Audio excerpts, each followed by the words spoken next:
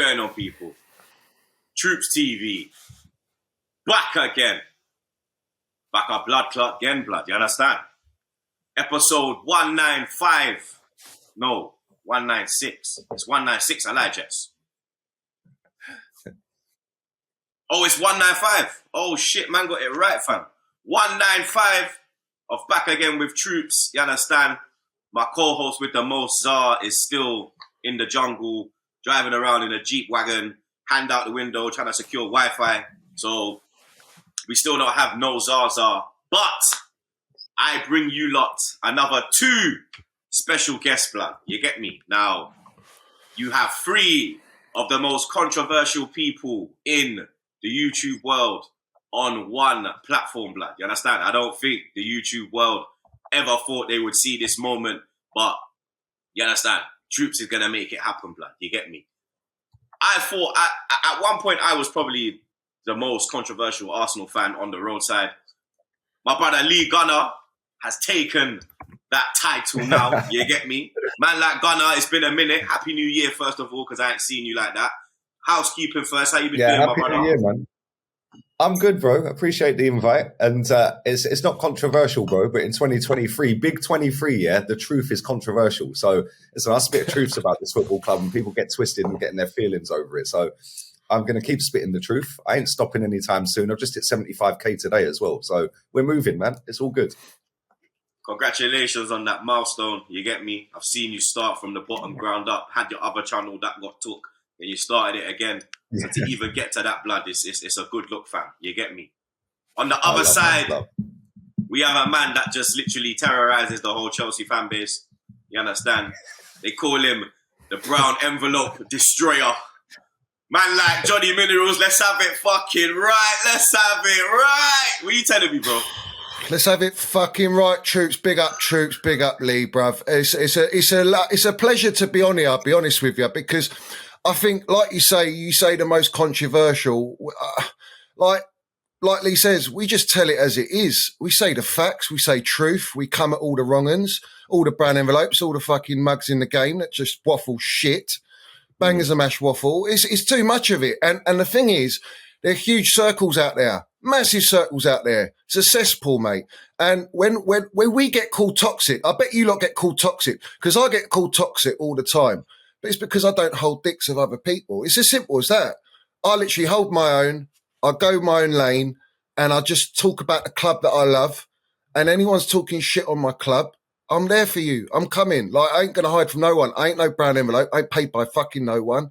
I've got my own little channel, bruv. And I say little in comparison to you lot, yeah.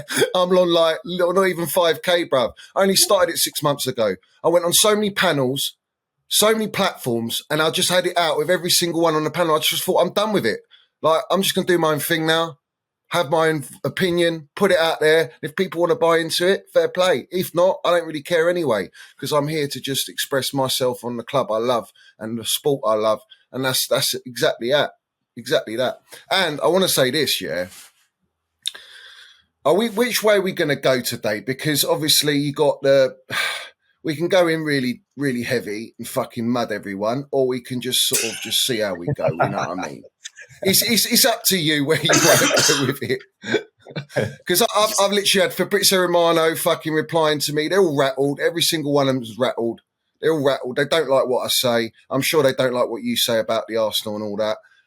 So we move. It's up to you. The floor is the decision's up to you. The thing is, when people don't like what you got to say, it's because they're in their feelings, mate. Yeah, we've got so many bot accounts within our 2 fan bases. They are literally robots. They tweet. As soon as one big account tweets, the next one just rewords the same words in a different order and tweets it. And then the whole general consensus over an account with 300,000, 200,000, 400,000, 100,000, all of a sudden, that's millions of followers that them tweets are going out to. So now, I'll give an example. We're going to talk about Felix and Mudryk, I'm assuming, yeah?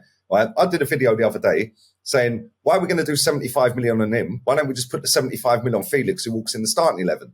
We're going to go a kid who ain't played football for 2 months, who's not even played 30 games in the league in Ukraine. Why don't we go and take the 75 and buy 3 players? Zaha's out of contract. Trossard's out of contract soon. Tillerman's out of contract. Instantly, our bench is better then. And all I get is, nah, Mudrik's better than Felix. Mudrik, what? Nobody watches Ukrainian league football. Not even the Ukrainians watch it. Like, let's just have it right here. But that is how things get manipulated. When you have journalists in your fan base, that twerk for the football club, and we have Charles Watts and James Benge and all this lot twerking for the club, it manipulates. David Ornstein's another one. Yeah, it's like, oh, Pornstein, get in the bin, man. That guy said, well, nobody was signing for us. And then Welbeck signed an hour later. Yeah, he said Nuri Sahin was signing for us, and he never signed. Yeah, he said Pepe weren't coming, and Pepe come. Why do people listen to these people?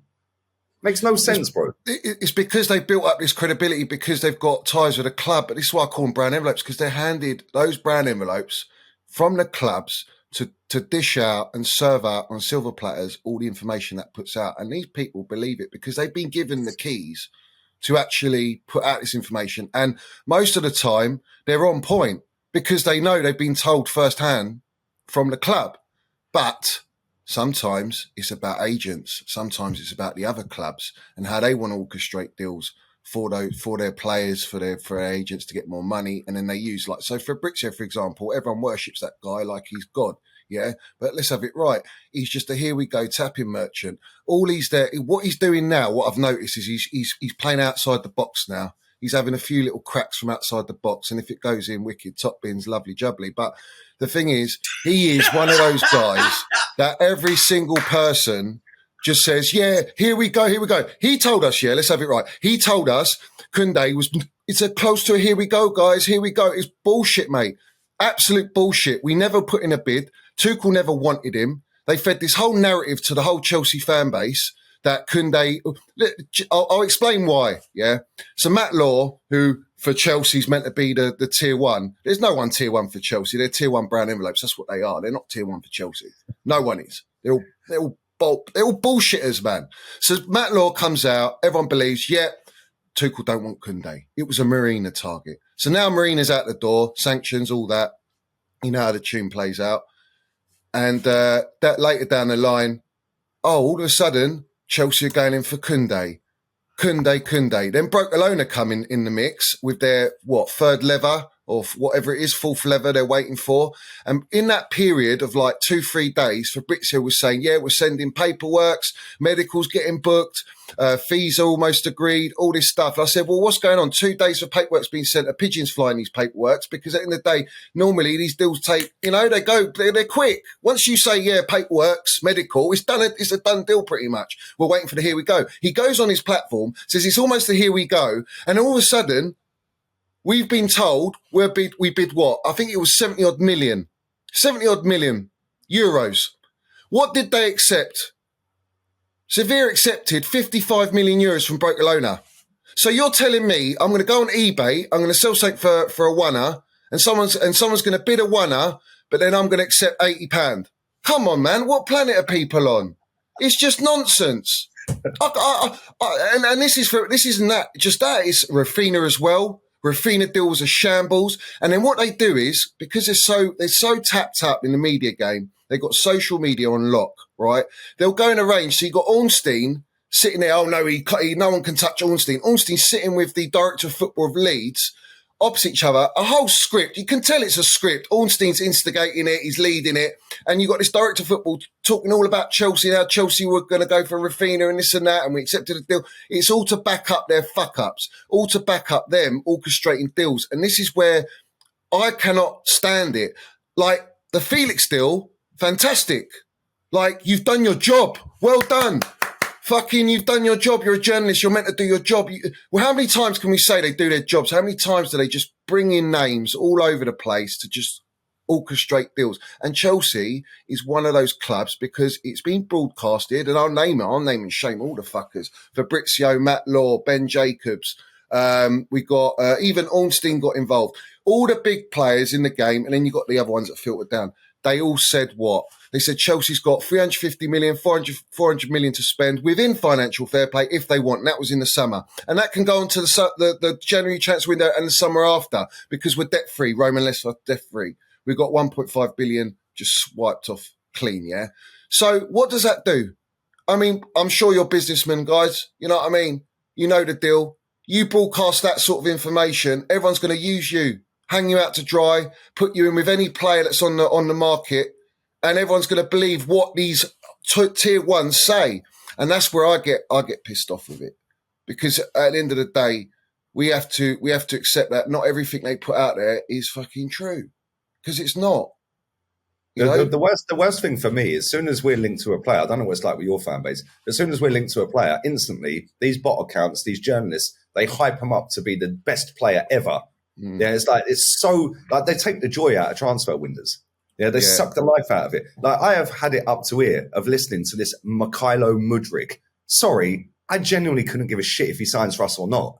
Like, real talk. But then, you're negative. No, I'd rather go and buy Wolf Sahar for a third of the money and spend the other 50 mil we're going to waste on this kid on 2 other players. And then we go and win the league. We're going to buy a kid that's not even proven himself in Ukraine. He's played 29 league games. And apparently he's the Ukrainian Neymar. Neymar was in Ballon d'Or top 10 at 19. Get in the bin. Ukrainian Neymar. That's what they call him. The Ukrainian Neymar. The Daily Mirror called him Ukrainian Neymar. Oh, mate. Like, come on. Nah. Listen, have they even watched him? Like, generally watched him? This is the thing. Like, they see these comps. In the Champions League. I watched him against Madrid. Okay, so you watched him play for 40 minutes or 90 minutes. Yeah, I've probably watched him more than them. I watched Celtic against them twice. It's my mate Celtic. We sat here watching it. Yeah, and he scored in both games. Bro, he's played 13 games in the Champions League. He scored 3 goals. But apparently he's the Ukrainian Neymar. Okay, mate. Yeah, let's hope he hits the ground running, because I'm on him from day one. The same as this fan base were on Pepe from day one. Yeah, well, there you go. I mean, what's happened to Pepe? They've all put him in the mud, don't they? They don't give a shit about him. Exactly. But they fancy this guy. They didn't fancy Pepe, bro. This guy's got a nice haircut. He's got a tattoo on his neck that says Jesus on it. Yeah, he can run at 100 mile an hour. They can all use him on FIFA 23. He's got 88 pace. Yeah, he'll get an upgrade card. If he scores a goal, it'll be 92 pace. Yeah, and they fancy him. They fancy him. Bro, anyone that's got tattoos, nice haircut, and can run fast, instant hit at Arsenal. Instant hit. Well, if he drops 0 out of 10 performances, right, they will give him a pass. He will be the most protected player ever at this football club. Above Mesut Ozil, who was protected. Right? Because Nicola Pepe, he could score a goal. Oh, he's crap. No, he's had a shit performance. He's nicked a goal. Okay, cool. If this guy comes in and does the same, I'm on him. Yeah, because I'm holding him to the same standards they held Pepe to. Let's bring some joy. Let's bring some joy to the pod. Let's bring some joy to the podcast, blood. You get me? Because you lot are just going. Well, we can't land it, Troopz, bro. Can't we land it, bro? Nah, of course you can land it, blood. You get me? But all you man are doing is landing it, blood. Do you understand? Like, it's absolute blood. Man are going to be flipping, messaging me left, right, and centre, blood. Troopz, what have you done? I'll be like, I understand. The people have been asking for a wild episode. So I get the people then what they want, blood. You get me? But let me bring a little joy to the pod. Well. This side of the pod, you get me? That side's a bit, I can't even bring no joy there, blood. You get me? I could bring Gunner some form of joy, blood. You get me? Let's talk about the FA Cup game that went down last night. Oxford 0, Arsenal 3. Performance, like first 60 minutes, let's be real. You understand? I said in my reaction, the first 60 was terrible, bro. You get me? Like, I think last night was the last straw for Albert Sambi Lokonga. I get me, like, ties need to be cut, bro. You get me? Like, if you can't go to a League One team and control the game and boss the midfield, then you can't play at Arsenal Football Club. Do you understand? Because I was saying to like loan him to like a lower Premier, like a relegation battling Premier League team or a promotion chasing Championship team. But if you're seeing my man get bodied the way he's getting bodied by a League One team, could he even go in the Championship and play at the high level Championship? You get me? I think we have to cut ties, bro. Eddie Nketiah, I've been a big critic. You understand? Like, I lost my shit when he got the 14. I lost my shit when he got the long contract, 100 bags a week. But every time he starts, he scores, Gunner. He does. Listen, both his goals last night were class. Yeah, the second one where he dinked the keeper, I think if VAR was in the game, it would have been ruled out. But yeah, he was just he still scored. Still a nice finish. But listen, I expected us to beat them. 63 minutes of that game, I was falling asleep, mate. Like, honestly, I was on my watch along with Olo. I was just snoozing. We weren't even talking about the game. It was that boring. And then El Neni scored. Eddie got 2 goals. And in the end, it looks like a resounding victory. If you didn't watch the game, you just see the score. Oh, yeah, that was a comfortable game. weren't comfortable. Like, they didn't really have a great deal of shots against us, but we were just poor, man. And it just goes to show the drop-off from the first team to the second team is massive, which it comes back again to why we're doing our load on one player when we could get free and make the squad better. Yeah, we've got Europa League coming back. We're still in the FA Cup, albeit it's going to be difficult against Manchester City, even if it is their reserve team. Yeah, it's still going to be hard to play against them.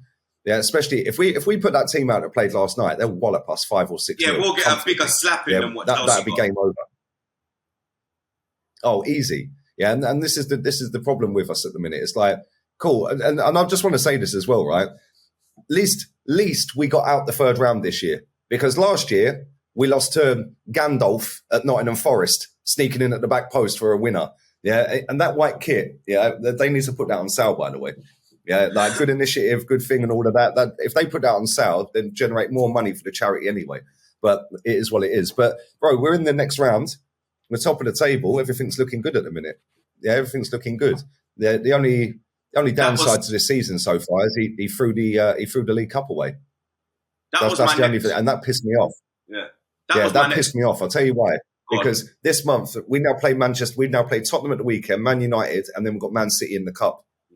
If we had stayed in that League Cup, we would have had extra games this month as well. Yeah, which is why he never took that cup seriously, because he knew the squad weren't big enough to manage all of them games. And this is why. This comes all the way back to the summer. To be fair, do you know what? To be fair, I went to that Brighton game. I was at that Brighton game, the League Cup game at Emirates, and oh, you're one of the lucky ones to see it then. Yeah, blood. But yeah, there was no footage, blood. So when I took a photo, because that was my first game back since coming back from America. So I took a picture and I was like, I'm home. Bro, the replies, Troopz, stream it. If you're a real G, stream it. I said, brother, you think I'm losing my Twitter account? You man, I'm fried, bro. You understand? Like, I said, go to my Instagram, and if goals go, then I'll post it on my story, you get me? So that's what I was doing, like. But then, for me... This all comes back to the summer, though, man, because in the summer, our fan base was sitting there en masse saying, oh, it's an 8 out of 10 window, fantastic window, and I was getting cussed being told I'm negative and toxic because I gave it a 4 out of 10. I said, we still need a backup to Thomas Partey. We still need another winger. And we need a striker. Because Eddie, albeit he scored 4 goals in 3 games, 4 out of 10? He ain't going to win us the league. I gave it a 4 out of 10. 4's a bit harsh. God, that's a bit harsh, bro. It's not, bro. It's not harsh. I'll tell you why it's not harsh, right? If Thomas Partey's out injured, the drop-off is mad. What about the players we signed, though? Because Jesus has dramatically improved us. Zinni has dramatically improved us. So I beg to differ on that. You don't think Zinni has... I beg to differ on Zinchenko. Really? Zinchenko can't defend. He can't defend. See that? Yeah, right. All right. Remember the Brighton game when we took off Zinni and Benny and we put on Tommy and KT? I remember we were 3-0. I think at that point it was 3-0. We were comfortable cruising 3-0, 60th minute. Yeah, and then Tommy came on and then Tommy just threw the game. Kamota, get me? Because Kamota's his brother, bro. That's his brethren, you get me? So he was, all right, go on, run through my, you understand? Like, I was shitting. The thing is, the reason I gave that a 4 out of 10, right? Yes, Zinchenko's a good player. He ain't a left back, right? But the way we play, we don't really play with a left back. We're playing this inverted bullshit, which is cool because it overloads midfield and it's got us top of the table, whatever, right? If I'm Kieran Tierney, I'm leaving. Yeah, that kid is too good to be sat on the bench for Zinchenko, right? If he and I'm going to put this out there, if I'm Tierney right now, I'm on the phone to my agent. I'd put Tierney in the team every week. Bro, he's one of the best left-backs in the world, let alone in the fucking league. And people might think, what you're talking about, I rate KT highly. Kieran Tierney, if you want a proper left-back that can defend and can cross a ball, that's your guy. Yeah, and I wouldn't be surprised if he goes Newcastle. It's near Scotland. They're flying. They got the money. I wouldn't be surprised. He's a back 4 player for me. I think he's more of a back 4. And Zinchenko, you see, this is what I say. I'll have a bit of bounce, but the Lego head merchant, bruv, he's basically copied fucking Pep's blueprint. And who knows it better than anyone? Zinchenko. In that back line and the transitions, Zinchenko knows it. And I think that's why Arteta plays him all the time. Because he inverts, he packs your midfield, and that's how you overrun in the midfield and dominate games. And that's what City have been doing for a long, long time. So I think it's going to be very hard for Tierney, although he's a very good player, to get over him unless he can adapt to that way of playing, which I think takes time. And everyone that plays for Pep takes time.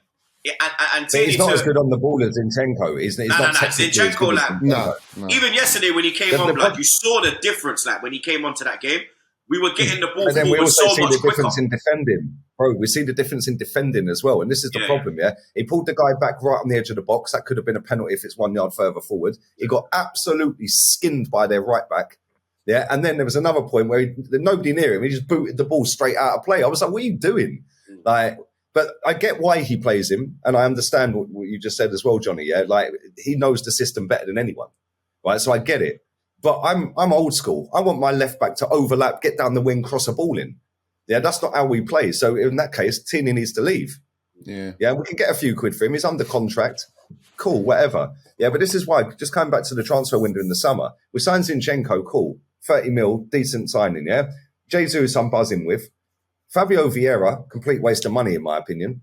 Yeah, he didn't even get a game against Newcastle.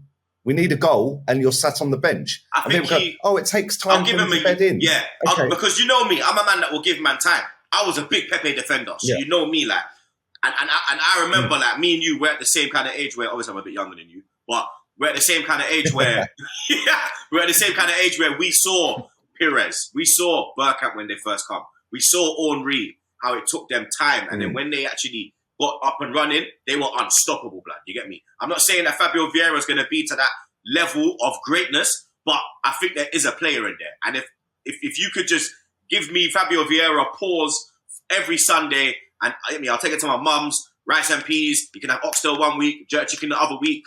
Get me? Curry goat. Anything. Get me? Plantain, yam. Because all he needs is some hard food, blood. If you feed him up, pause. I really think, real talk, bro. He needs some hard food, blood. He needs some. Get me? Nketiah and Saka got to be giving him some jollof rice, blood. Get me? Go get the Nigerian with Saka one week. Go get the Ghanaian the next week. Because I see a player in there, Ghana. I just think that you need to thicken him out. He's silky on the ball, right? It's silky on the ball, Troopz, yeah? Right. But the problem is 34 million quid. Yeah. Did we need another player of that mould? We've got Smith Rowe. We've got Odegaard. Do you know what I'm saying? Like, did we need to buy him? Yeah, we could have used that on somebody else, like a left winger or a right winger. Yeah, and this is why when people were getting hyped 7 out of 10, 8 out of 10, 9 out of 10 with the transfer, I was like, we still needed a Thomas Partey backup. Yeah, we still needed a winger. Yeah, and we still needed a striker because if Jesus gets injured, which I said he would, yeah, if you go and have a look at the injury records of Zinchenko and Jesus, they were always injured at Man City. Yeah. But nobody cares about that. It's all hype. Oh, Arteta's got his man. No, Zinchenko has been injured more since he's signed for Arsenal than Kieran Tierney. Yeah, but all you'll get is Tierney's injury prone. Thomas Partey has been injured more than Kieran Tierney since Partey signed for Arsenal. Tomiyasu has been injured more than Kieran Tierney since he signed for Arsenal. But all you get is, Kieran Tierney's injury prone because it's an easy stick to bash him with. Anyone who's not an Arteta signing, this fan base don't rate. Apart from Saliba. Agenda merchants, bro. Saka. That's it. Yeah, but that's kind of different. But actual players that Emery brought and Wenger brought, they don't rate them. They rate Xhaka. They don't rate them because it has to be Arteta's men. And it pisses me off. It really winds me up. Right? That transfer window, we needed 3 or 4 more players. Yeah, and now we're sitting here and I'm still saying the same. And a lot of this fan base are getting on board with it. Like, we're going for a title, lads. Yeah. Like, we're halfway through the season. He has overachieved with that dead squad. Yeah, and I'm not his biggest fan. He has overachieved to get us 5 points clear of Man City. That's what I want to ask you now. Me and you, both big Arteta outs, bro. You get me? We both get me. Like, both. Bro, because, like, when we were 15, my head was gone. I said, yo, you're having a laugh, mate. Like, what's happening here? Like, I've said that, yo, he's spun it around, blood. He's done some Kylie Minogue. He's spinning around, bro. You get me? How, like, I've already said that I'm in the 90% mark of, like, where I'm with him now. You get me? I'm not singing the whole We Got Super Mick. I'm not singing that. I'm not at that point. You understand? I'll never sing that. You get me? I didn't even sing What's Up, One Arsene Wenger, bro. You get me? But the funniest thing about that Super Mick Arteta song is they've done it and then they've used 2 players not signed by Mikel Arteta. Yeah, Tierney at the back, Gabby in attack. This is how dead and thick our fan base is. Like, let's be real with it. Yeah, we're on our way to Champions League. Well, that went well, didn't it? Bro, I've said this on my channel, yeah, and other channels. If he keeps us in a title race until the final month of that season and we're within touching distance or above, I'll zip it about him. Yeah, but if we only go out there and sign one player, which it looks like we're about to do with Mudryk, we ain't winning the title. Yeah, and we will be miles behind City because I'll tell you now, we could lose to Tottenham at the weekend. Yeah, that's very feasible.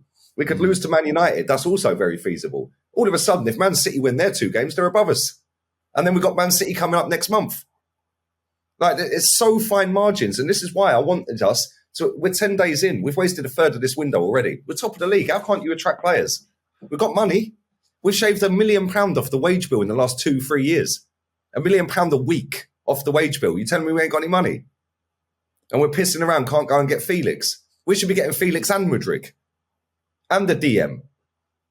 Yeah, we're Arsenal, bro. We're not fucking some tin pot football club. We move like Barnet. Edu, right? I'm telling you now, that geezer should fuck off. Yeah, I cannot stand him. Yeah, that toe-sucking weirdo needs to leave.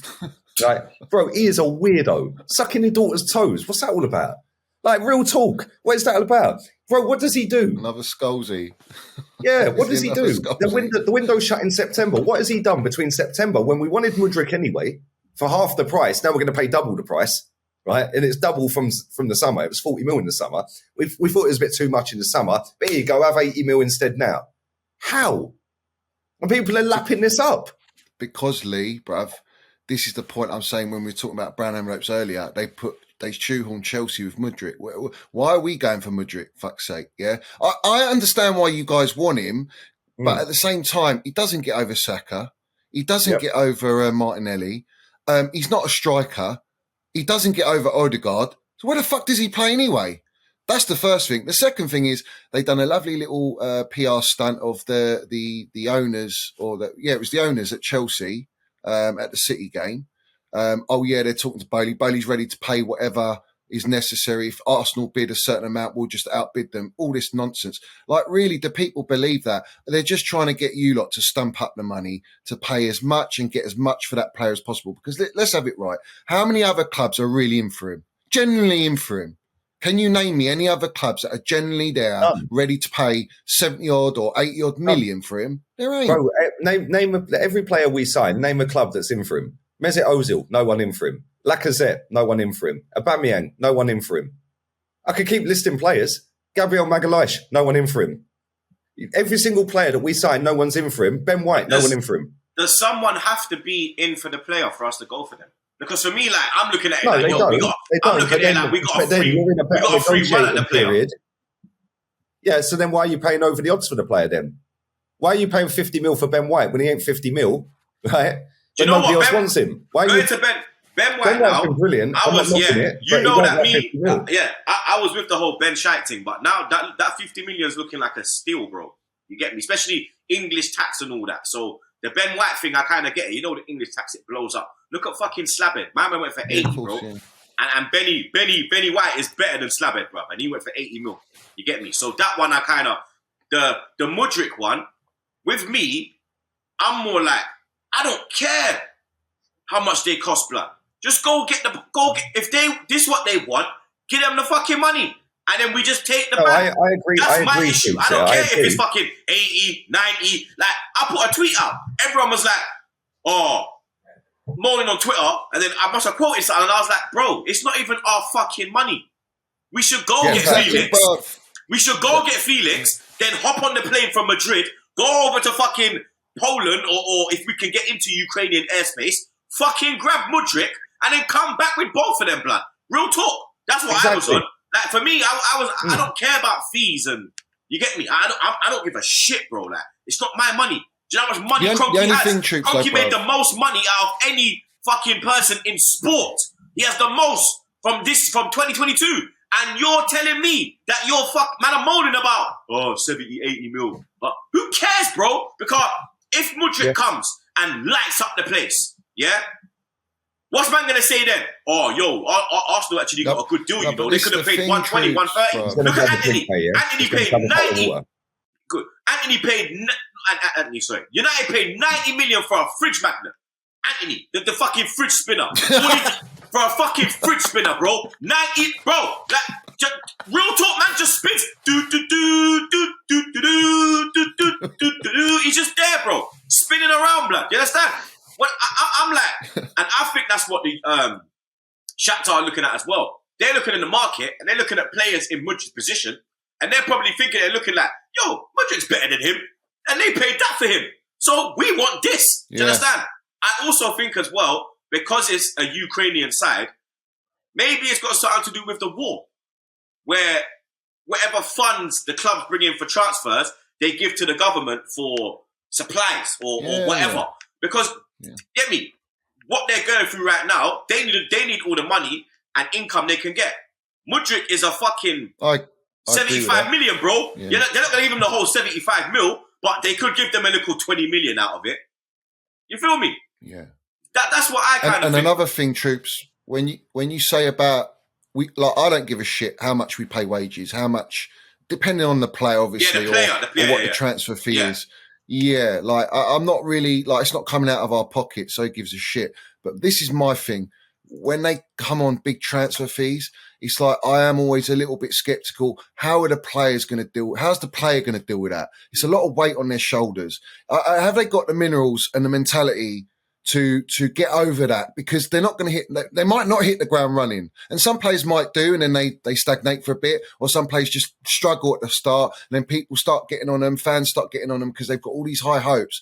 And then that can really affect the player, and it could actually damage their career at the club they go to. We've seen it at Chelsea how many times, bruv, like of us spending so much fucking money, you know, and like we can bring up the cement booted fraud, that Lukaku shit, but 100 million on that. Yeah, he's still on the book. Can you listen? Fucking joke, mate. That guy should never have been at Chelsea. I told everyone 10 months before we were even looking to sign this fella, don't touch him with a barge pole. He can't play possession football. He ain't got a fucking first touch. It literally rebounds off him. It's just a donkey that if you throw 50 chances at him, he'll score 20. Yeah, and then it looks good because he's had 20 goals. Like, and he's listen, like they say, he's got a touch of and all that. Yeah, you heard that saying. Yeah, this guy, bro. Yeah, I think that stream's just been demonetized, mate. Now Jetski's there writing down notes like, okay, that's where we bleep. Yeah, that's where we bleep that word. I'm telling you, blood. Yeah, just bleep it, bruv, and let people let him work it out, bruv. But anyway, this guy, bruv. Everyone will know, blood, especially because it's you. They'll be like, the minerals are landing. Let's have it fucking right, bruv. Minerals FC, we landing, bruv. We're on the back agains and all that. Let's have it Johnny, right, all in the same video. It's definitely getting taken down, this video, bro. I can't I'm telling you, bro. Censored all you like, bro. Listen, and what my point was, is that this guy he can only play in that pensioners league, bruv. He needs, when you got more time on the ball, your touch don't get exposed. The moment it comes to Premier League, he's never scored against any of the top sides. None of the top sides. You've gone and spent 100 million on him. Tuchel never wanted him, bro. Yeah, the piece of shit. Why did we go and spend that money? It's fucking stupid. No, this is my point. I'll make you 100% right. Yeah, we don't care about how much money gets spent, but when you're going and blowing your load on one player, that like Lukaku, like Mudryk, right? Mudryk may or may not be good. Nobody fucking knows. Yeah, but you knew that Lukaku weren't it, right? But when you're doing your whole load on one player, when your team is crying out for other players, you can't go and do your load on that player. You have to go and filter it into the team. Free areas, plug free spots. Yeah. This is why I said about Wilf Zaha. With Tielemans, I heard you say Tielemans. I heard you say Tielemans across that front line. Yeah, both could go all along. Tielemans, right? But maybe they're waiting until summer to get it for free. Team. Wilfried Zaha can play the whole front line. So now, and he's 30 years old, he would not mind playing second fiddle to Jesus. Because we could filter him into the team and say, Jesus, you're up front today, right?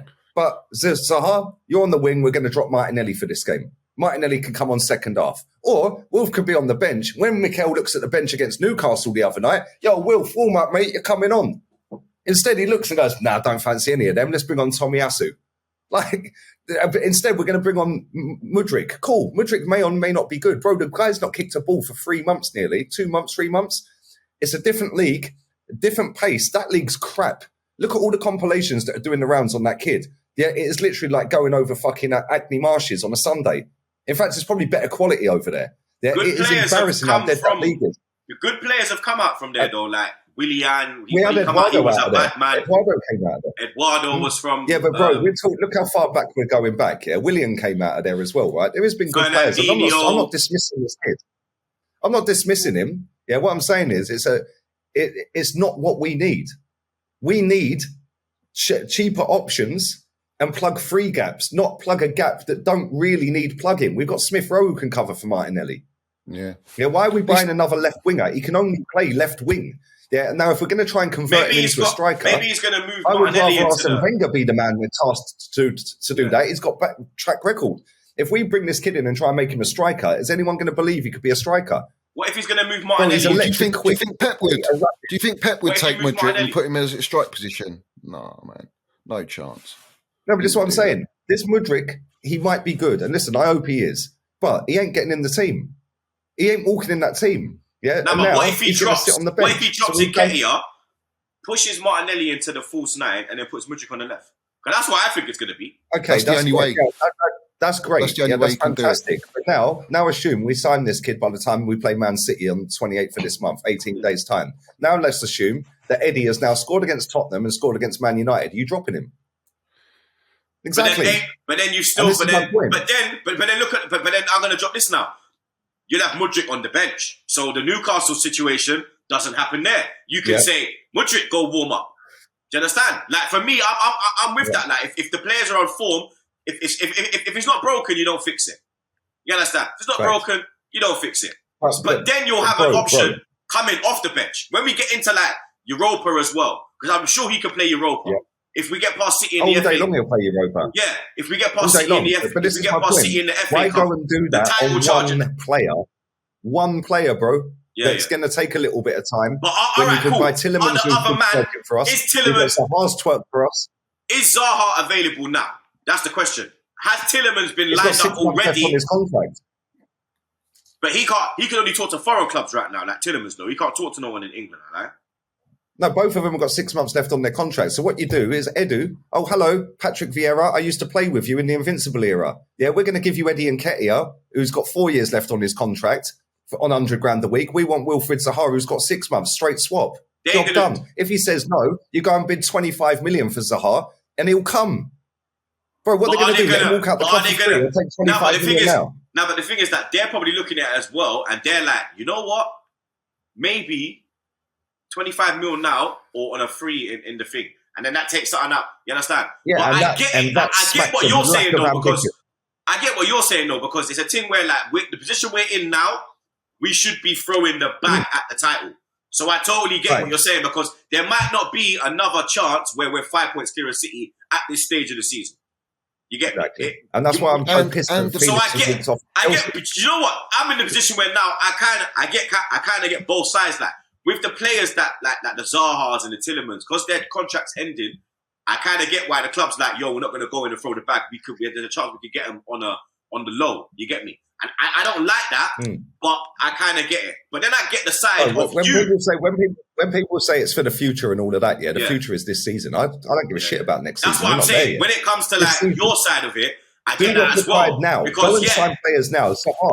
Zaha could come in for 2 years on a 2-year contract with an option of a third. Yeah, at the end of that 2 years, you can say, see you later. You won us the league anyway. Bye-bye. Yeah, all this cost you is 25 mil, 20 mil, plus 100 grand a week, which is what apparently he's on at Palace, yeah? Well, Eddie's on 100 grand a week for the next 4.5 years. So we're going to pay him the same money as we could pay Zaha. It makes no sense, bro. The problem you got, lads, is the way I see it with Arsenal is that you've got your first 11. We don't even fucking know our first 11. You know your first 11. So it's like, it's very hard for you. You're killing me. Blood, Minerals is the man, you know. You're crazy. Trust me, blood. Minerals is the fucking man. I'm telling you. Let's have it right, bro. Yeah. You lot know it. And this is the thing. You can go out and get a plaque. The issue you got right now is you saying, Lee saying go and get Zaha, which makes sense. It does make sense. I don't really rate him as that sort of player, but as a temporary fix for now, just to give you cover to keep your first team players fresh when you need them at the right time. Squeaky bum time, as Fergie said, yeah? I get that. With Chelsea, it's like us trying to find a fucking backup for 3 seasons now of Reece James, and we still ain't got it. We need someone who's of a certain quality, but that is going to accept that they're not going to play over that player when he's fit and ready. And I think Zaha fits that bill. This Mudryk fella, is he going to be happy just sitting on the bench? Because realistically, like we said, he ain't going over anyone in the front line unless you put Martinelli in the centre. But how does that affect your balance as a team? Because right now, while you're performing, It's your the balance fluidity. in your team Yeah. is spot on. That's true. This it's is true, man. And is it like? Can you honestly say? Because I'm sure we're going to talk about our gaffer in that, yeah. But is your gaffer got full control? Would you say he's got absolute full control? If he goes to Kroenke and says, "This is the two players I want this window. Go and get me them, no matter the cost or whatever." I think he has. I think Yeah. we've seen He enough definitely of it. has, He's because bombed out especially Ozil, from got like, rid of Aubameyang. yeah, everyone that he He's wants got rid of off, he's got terminating out. contracts. Everyone he wants Yeah. in, he's got in. Like, that is his. Yeah. The squad you see now is his squad. The Arsenal you Yeah. see now, from like the Contracts back room, renewed for Xhaka, for El this Neni, is for him. players like that. Yeah, Everything yeah. he's wanted, he's got. He has put So, his yeah, I do. Yeah, he has put his stamp on the club now. This is Arteta now. This is it's his club now, blood. You understand? There's no that's if, the buts, or difference. maybes. That's why you'll progress. That's it. End of. Like, I look at it like this. I think so many few gaffers in the game now that get that backing, that get that patience. Even if the fans are rattled, it's very rare to find that. And I think Pep's had it, although he's had fucking bucket loads of money. Let's have it right. But he's had that patience. He didn't win anything in his first season, and everyone expected him to just hit the ground running, because I think City won the league the year before. So they were already set up for him to sort of take over. But you could see his brand of football wasn't working. It wasn't sticking with these players that he got. So he made some shuffles. Klopp, again, he's been given, 4 years before he won fuck all? Do you know what I mean? He won nothing for 3 years, I'm sure it is. And then he won the Champions League. And then he won that. They won the only Premier League title in 33 years, where they couldn't even celebrate their own fans, which is, oh well, what a shame. But that's the way it is. Yeah. This is my thing. They can be given patience. We had the fucking most elite gaffer in the game, and we just got put him in the bin for what? For fucking what? Where we could have built with this gaffer. He was perfect to build. He's proven as well. So my thing is, you guys... sorry to cut you off. Did you hear Simon Jordan saying on TalkSport that he knows why he got sacked too? Yeah. But he didn't want to land the minerals, did he? Yeah, no, because but you know what? Reading between the lines, right? I reckon he was doing because he split up with his missus and got with a younger bird. Yeah, right? yeah. It wouldn't surprise me one bit if Todd Bowley's got a daughter somewhere, mate. Oh, you think he's doing that? Yeah, honestly, bro. He's doing a Zaha and Moisey, yeah, on Moisey's daughter. I mean? Like that. Remember when Zaha turned up and Giggsy was there, and Giggsy was dating Imogen Thomas, and he turned up with the picture of Imogen Thomas on the t-shirt. Do you remember that? First day at training, Zaha's strolling in with a picture of Giggsy's bird on his t-shirt. I wouldn't be surprised, fellas, if Fergie knew about Giggsy's affair for the last 10 years. Let's have it right. 100% he knew. He covered it up, Fergie. Of course he did. So when we go on that and covering shit up, this in court the other month. Like, come on, Fergie's on the payroll, bro. He's nicking $3 million a year, and he knows all the problems at that club. Yeah, but he's an ambassador. $3 million. No, you're just a puppet to keep your mouth shut. Here's $3 million. I'll land this now. All right, Johnny, to back what you said about Simon Jordan. Yeah. So on Simon Jordan, yeah, it's no coincidence, right, that came out the day after we got fucking hammered by Man City away in the FA Cup, and all of our away supports, big up all the away fans, yeah, singing Super Tommy Tuchel and Roman Abramovich, and that fucking cut like a knife through butter in Todd Bowley, the consortium. Yeah, because I'm watching the game and I can hear, and I'm like, are these man singing Abramovich? And then I'm like, yeah, they are. And then I'm one minute, these man are singing Tuchel now, blood. Like, let's slide into Chelsea now, blood. What's going on at Chelsea now? Because you got, is it like the club, the fans are turning on the board, the fans are turning on the players, like the fans it looks like they're turning on Potter. I'm seeing Potter out, I'm seeing players out, I'm seeing Bowie out. Like, you're out of the FA Cup, you're out of the Carabao Cup, like, Champions League, you're still in. Title race, you're out. Like, Champions League places is on the line. Like, I can what's land going on, it, bruv. All day long, I'll land it, bruv. I'll tell you what's going on, yeah? The fan base is a shambles. Absolute shambles. They're all fucking divided all over the gaff. Everyone's sort of got massive opinions being put out by huge platforms, which are sending these toxic narratives in Chelsea. You got I'm not naive to know that the owners are using the brown envelopes to push out information, like I just said about that with Simon Jordan and all the real truth about Tuchel getting sacked. No, let's have it right. The real reason you sacked Tuchel is because he's so fucking elite. He wanted certain players. You didn't give him to him because you thought you knew how to run a football club, gutting it out like a fish. So we've got nothing left in our fucking stocks. Nothing's there. You just taken it. We basically got a shell of a club at the minute with nothing, no soul in it at all. These guys have ripped us apart. Yeah, and they wanted a yes man, and Tuchel ain't no yes man, and that's the bottom line, guys. I'm not going to paint a pretty picture, but that is it. They wanted a yes man. They've got their vision. They've got their way of taking Chelsea to this wherever they want to take it. They talk about this process, but I ain't fucking seen the process. I don't know what the process is. They say Felix is so enticed by the project. What fucking project, bruv? He's there for 5 months or 6 months. Yeah, exactly. The brown envelopes, the fucking pound note. This is what these owners are. I'm going to be real. Proof's in the pudding. All right? Proof's in the pudding. If they come in, they spend money, and we go out and we win titles and we challenge and that, fair play, bruv. I'm all for it. But in reality, I see them like, I don't know if they can be as bad as the Glazers, but I think they're there to make money. They're there to smoke screen with what they're doing now in the summer, 300 million, 200 million here. Yeah, let's bring in the João Felix. Let's do all this and please all the fans. Yeah, we're here to spend the money. But what are you fucking spending the money on? What you're spending the money on is just scattergun approach. It's not project based. It's not like you've gone and spent 300 million under Tuchel. Blame Tuchel for all those signings. So that's the narrative from everyone. Oh, Tuchel made those signings and look what Potter's got to inherit. Well, what about what Tuchel inherited? 5 previous managers of all those players. All of mix match, pick and mix of all different systems. Fucking, you can go through the whole squads, yeah? And then he's inherited that. And in less than, 4 months, 4.5 months, he wins the Champions League. Are you mad?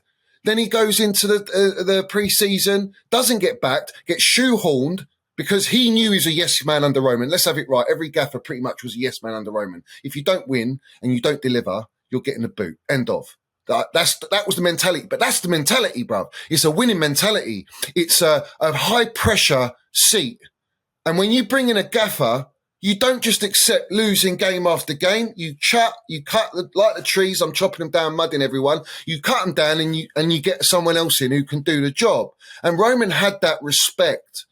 Everyone respected Roman in the game. No one could fuck with him. No governments. He had MI5s in his pocket, real estate. He fucking had all government in his pocket. He had FA couldn't touch him. Although they wanted to, and they finally got him out the door. Well done. Congratulations. And that's where we are now at Chelsea, is that we don't know what we've got with this ownership. And I stem the mentality of what's happening to us now, not from the gaffer, not solely on the gaffer. I stem it towards the owners, because that's where it comes from. And the mentality of Roman got Tuchel to deliver in those moments of time. And as soon as we got sanctioned, he still went and delivered. We still won. We got the Super Cup, Club World Cup. He got us into 6 finals in 14 months. Can you understand that? 6 finals in 14 months, and our team ain't even built on consistency. Mad. It's fucking, how can you sack a gaffer like that? It's fucking mad. I honestly, do you know how many people I come at? Yeah, lead Troopz. Yeah, I come at Rory Jennings like fucking with a hacksaw, bruv, like he did for Tuchel. Yeah, Tuchel out this and that, and I called him out the kickoff. The fucking even all the so-called accounts that I've already called out. They're all in. I've muddied them all. I can't be bothered with them. They all talk shit, but they all bought into that narrative of Tuchel's the problem. Look at what we're going through. What players he's signing. Listen, what fucking billionaire businessman who's a billionaire or a consortium goes and spends 300 and plus million on 6 players to then go and sack that manager if you're backing that gaffer? I'm sorry, mate. Common sense ain't so common in this game. And the common sense tells you, and the logic tells you, that they just bought those players from advice from not Tuchel. They called up Tuchel about Ronaldo countless times. Do you want Ronaldo? No, I don't want him. Do you want Ronaldo? No, I don't want him. Why don't you want him? Oh, he'll ruin my dressing room. Look what he's done to Manchester United, the club he supposedly loves, and Ten Hag got rid of him, backed from the Glazers of all clubs. The Glazers backed him. They know he's a money-making machine, and they got him, sent him away, terminated his contract. Where's that same energy for Potter if you're backing him? Where was that same energy for Tuchel? There wasn't any, and there still ain't. And I see, the way I look at it now, the players are not buying into Potter. I've seen this for a little bit, but I think there's certain players not buying into Potter. He has got the injury list, and I'm not going to take that away from him because it's fucking terrible. The injury list is I would only absolutely pick ridiculous. Yeah, but everyone says that, but I'd only take 4 players out of that list, maybe 5 that go into the first team. That's the difference. Yeah, but that's Because look at the list. Look at the list. The list is. I've got the list. It's Sterling, Pulisic, Mount, Kante, Mendy, Broha, Chilwell, Reece, and Wesley Fofana. Now, on that list, I'd say what? Sterling, Mount, obviously your boy Minerals, Mount. Sterling, Mount, Kante, Chilwell, Reece, and Fofana. That's like 6 men out of your team, blood. Well, Mount's not injured. He played in the City game, but yeah, he's back. That was before the City game. Sorry. Yeah. So my thing is this: like Fofana, I don't know. 75 million on an injury-prone player is just outrageous for me. I just don't understand it. I think Koulibaly, 31 from Serie A, can he turn into a monster? Well, you can't teach an old dog new tricks. Is he going to? He's been absolutely shocking, bro. Like I'm not gonna lie. Like when you got signed him, people were telling me he's Rudiger's upgrade. Brother, he's nowhere near Rudiger. I actually think he's nowhere near. Look, I think he's been I say world class, but in Serie A, he was very good in Napoli. Like I wanted him like maybe 3-4 years back. I think you got. I think the move was made 3-4 years too late. Mm. But this is my thing, guys. Yeah, everyone's like, get all the players out. People are saying, Eunice, bruv, fucking hell, saying sell Mason Mount, bruv. Let's have it right. Like I've said what I said. I ain't got who's going for the man. You know what I mean? I don't give a fuck, me. I don't give a fuck. I see Eunice the other day. Eunice was saying sack Potter the other day. Yeah, I watched him. I was crying. I big up Eunice, man. Oh, you can say what you want on him. Yeah, like I don't care. Like, listen, me. I'm just loving the demise. I don't fuck with anyone. I'm on my Pepe vibe right now. God, I'm just watching it from afar, blood. No, this is the thing, Chelsea, the Chelsea fans' TVs and all this shit, it's like they want to be an AFTV. We're fucking Chelsea, bruv. We're European pedigree. We're fucking. I see your fans outside the Etihad the other day. It was I think it was on Chelsea fan TV. It was the clip doing the rounds on Instagram. Yeah. And then the fans that were out there, they were like, "We've come all the way up here. Yeah, we sung our fucking hearts out all night. Yeah, even at 4-0 down, we didn't shut up. What the fuck are this club doing? Like, why are we the only? And I think the guy said, I may be wrong, but it was something along the lines of, "We're the only ones who fucking turned up tonight." Yeah, the players didn't, the manager didn't, nobody turned up, but we did. Yeah. And listen, I know a lot of Chelsea fans. Tony Rolfe, I used to work with him. Yeah, Ledge, fucking love that guy. Tony. Yeah, big up. He's been all over the world watching Chelsea. Right, and what he don't know about Chelsea ain't worth fucking knowing, right? But even when, like, I was in the car with him the day Abramovich signed for Chelsea. We were working together, and he went total domination, world domination. Yeah, and he weren't fucking lying. Right? And the thing is with Chelsea, for the last 20 years, you've acted like a big club. You ain't acting like that right now. Yeah, and that coincides with Abramovich leaving, this owner coming in. The one thing I will say about Chelsea, though, you are a bigger club than us. I will have this argument with anyone. Yeah, for the last 20 years, you've won, well, the last 25 years, before Abramovich, you had 5 years where you were winning. Consistently as well. In the last 25 years, you've won more than us. You've got a bigger fan base than us. Your revenue's bigger than ours. I don't know about bigger fan base. I don't know about bigger fan base. They have got a bigger fan base. Man, bro, this is why, bruv. Brother, man's done pre-season tours. Like, look, bro, our fan base, like, brother, the Arsenal fan base, I think that's where we hit Chelsea. Our fan base is. We might turn up more on mass. Down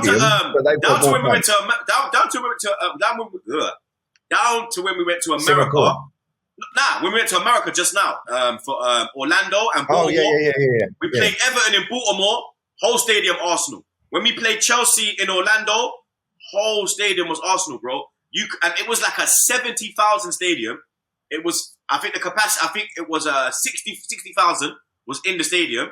And where I was sitting behind the goal, and it's America, the stadiums are open, they got no roof in it. So you can see the whole thing, blood, yeah? When I mean, it was like pockets of Chelsea. There was like large contingencies of Arsenal, bro. Like, when I went to the bars, when I was walking around Orlando, even when it was a match day, it was Arsenal everywhere. We was doing something on our vlog that we were like, if you find a Chelsea fan, you get $10. Because that's how it was like. Bro, you could, I swear, I'm not even sending shots at Minerals right now. I'm just being literally honest with what I saw. The Arsenal fan base, bro, the only fan base I think that can clash us is a United or a Liverpool. Like, our fan base, it is, and that's down to, and that goes back to like the Henrys, the Vieiras, because all these little kids playing football now, all these little young men coming up, Mbappe's and all these man. When you ask them, what team did you watch as a kid? Arsenal, Henry, the way they play football.